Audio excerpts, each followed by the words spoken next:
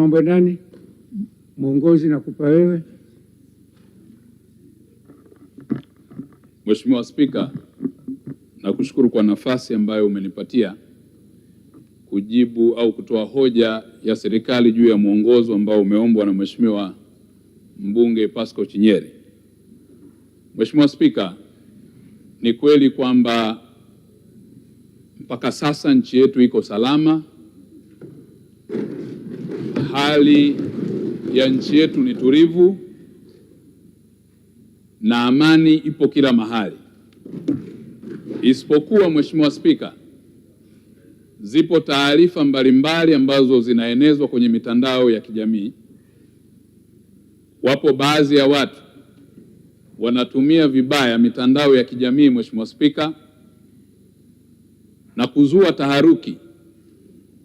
Wapo wanaosema kutakuwa na maandamano, na maandamano yenyewe sababu hazitajwi, lakini hata wale ambao wamejaribu kutaja sababu ni zile ambazo serikali imekwisha kutolea suluhisho, mojawapo likiwa la katiba mpya, ipo kwenye ilani ya Chama cha Mapinduzi, na hatua mbalimbali zimekwisha kupangwa za kiserikali katika namna ya kuliendea jambo hilo.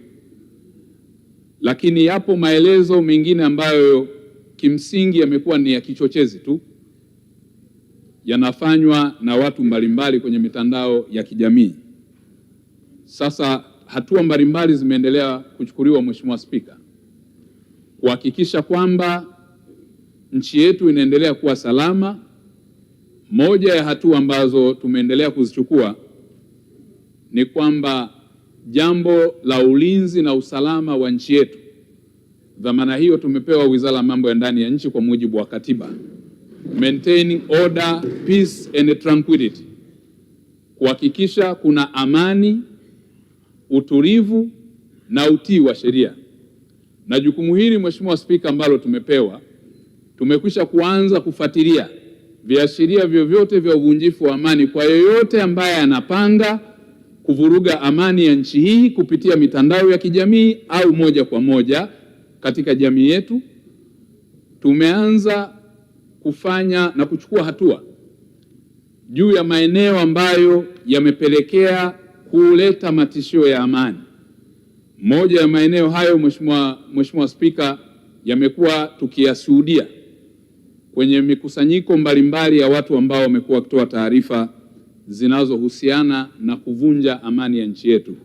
Mheshimiwa Spika, Jeshi la Polisi Tanzania siku 3 zilizopita lilitoa tamko la juu ya hali ya usalama kuwa ni shwari, lakini litahadharisha watu ambao wamekusudia kufanya uhalifu wa kupanga au kuandaa maandamano yasiyoruhusiwa kisheria.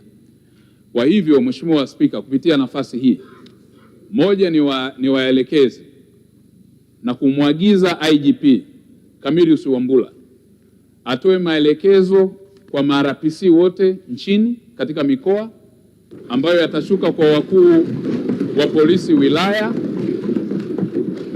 mpaka kwenye polisi kata, kuanza kufanya uratibu wa mipango ya kiusalama ambayo tunayo, lakini kuimarisha zaidi mipango ya kuhakikisha nchi yetu inakuwa salama katika kila eneo, kuanzia ngazi ya kitongoji, kijiji mpaka kwenye kata na mitaa katika kipindi chote cha nchi yetu, katika shughuli mbalimbali ambazo pia zinakusudiwa kufanyika. Hivi karibuni tunatarajia kuwa na ugeni mkubwa, Mheshimiwa Spika, wa katika maonyesho ya Sabasaba, ambapo tunatarajia kupata wageni kutoka nchi mbalimbali.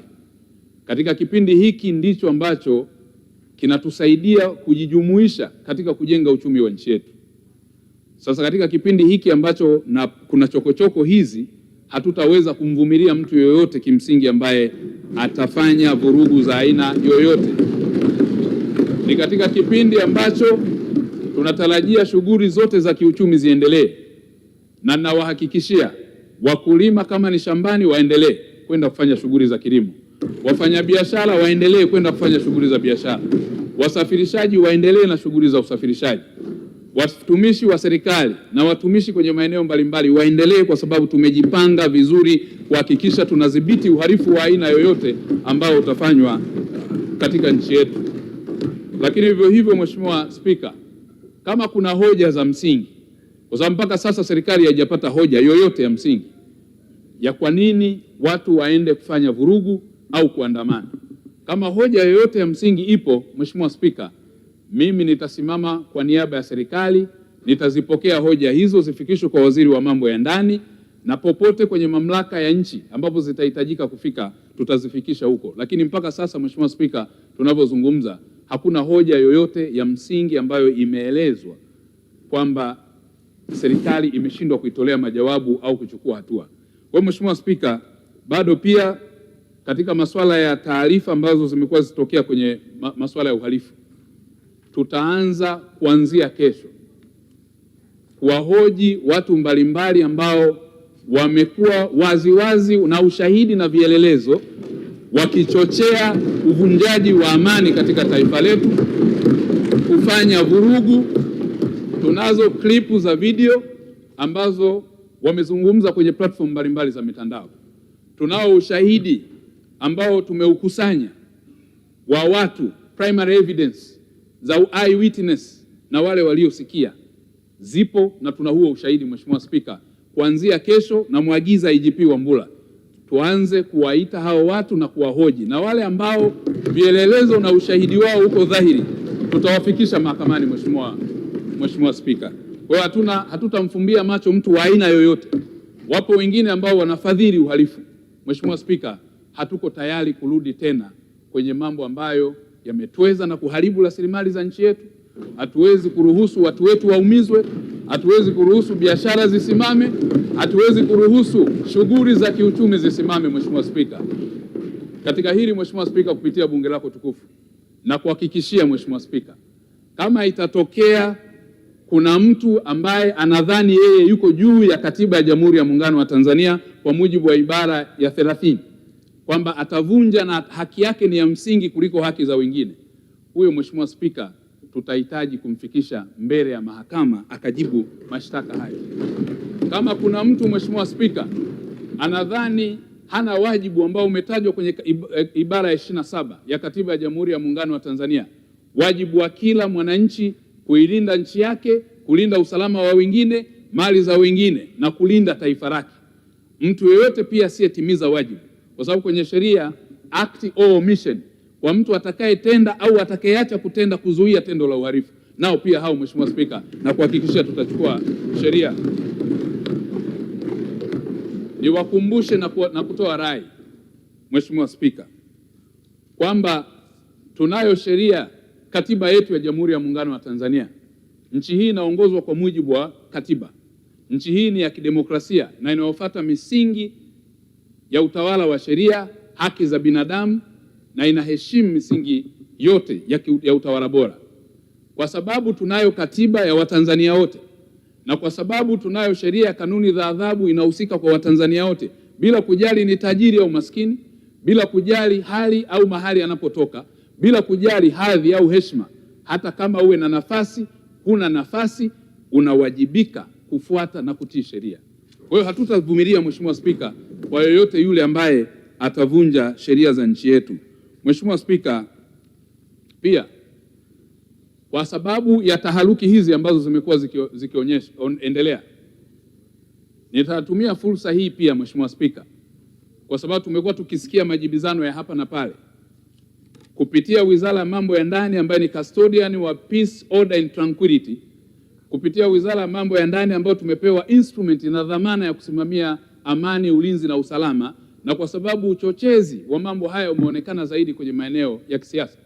Mheshimiwa Spika, kupitia bunge lako tukufu, na mwelekeza IGP Wambura asitoe vibali kwa kazi zozote zitakazokuwa zinahusiana na kufanya mikutano ya hadhara katika kipindi hiki kwa chama chochote, iwe Chama cha Mapinduzi, iwe chama chochote kile.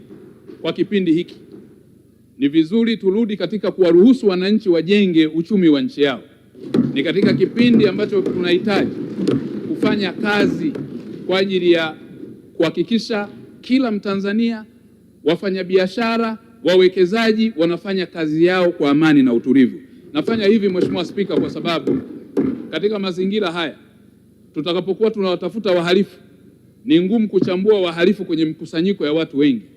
Kwa hiyo ni vizuri tujue hata kama hali itaendelea kuwa na matishio haya, kwa sababu wapo ambao wametishia Mheshimiwa Spika, na tumewakamata wengine wana madumu ya petroli, tumewakamata wengine wana silaha, tumewakamata wengine, wapo ambao wanapanga mikakati ya uhalifu. Sasa tukienda kwa hatua hii, tumeendelea kuzuia hata pale Dar es Salaam, Oysterbay na Masaki, baa ambazo hazijafuata utaratibu tunazizuia kwa kipindi hiki zisifanye kazi kwa kufuata sheria ya mazingira, ambayo sisi pia ni custodian wa kusimamia enforcement ya sheria. Maeneo yote katika kipindi cha usiku ambayo yana matishio ya usalama, uchunguzi ukifanyika na ikaonekana kuna tension za kiusalama, naagiza kupitia jeshi la polisi, IGP Wambura na MRPC wote na kamati za usalama, msisite kuwafungia katika kipindi hiki, kwa sababu tunahitaji amani na utulivu wa nchi yetu.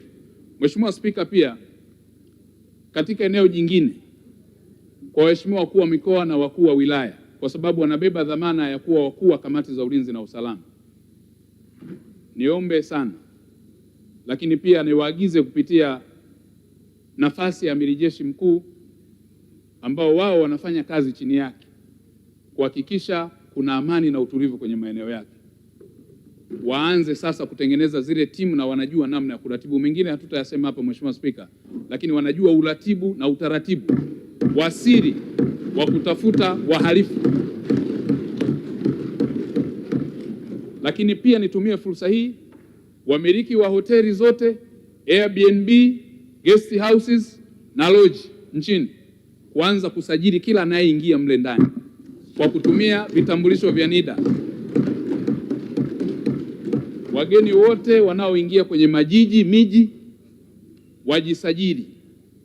Wanapoenda kwenye hoteli yako au loji tukakuta kuna watu wameingia hawana vitambulisho, hawaeleweki walikotoka, tutachukua hatua dhidi ya mmiliki pamoja na mhudumu. Mheshimiwa Spika, yapo mengine ambayo ni ya ndani sana ya kimedani, siwezi kuyazungumza kwenye hatua hii, lakini kwa sasa itoshe kusema nchi yetu iko salama, tutaendelea kuilinda, amani na utulivu utaendelea kutamalaki katika taifa letu, na hakuna mtu mwingine yoyote kwa mujibu wa sheria tulizonazo atatupangia namna ya kusimamia usalama wa nchi yetu, taifa letu na rasilimali za nchi yetu. Mheshimiwa Spika, baada ya kusema hayo, naomba nikushukuru sana. Sisi tukitoka hapa tunaenda kufanya kazi hii ili kuhakikisha Watanzania wanakuwa salama, mali zao zinakuwa salama, na uwekezaji wa taifa letu unakuwa salama, wawekezaji wanakuwa salama, na vital installation zote, maeneo muhimu ya utoaji huduma za jamii yanakuwa salama. Hakuna hospitali itafungwa, hakuna soko litafungwa, hakuna kibanda chochote cha biashara kitafungwa. Watu watakuwa salama. Mheshimiwa Spika, asante sana Mheshimiwa Spika.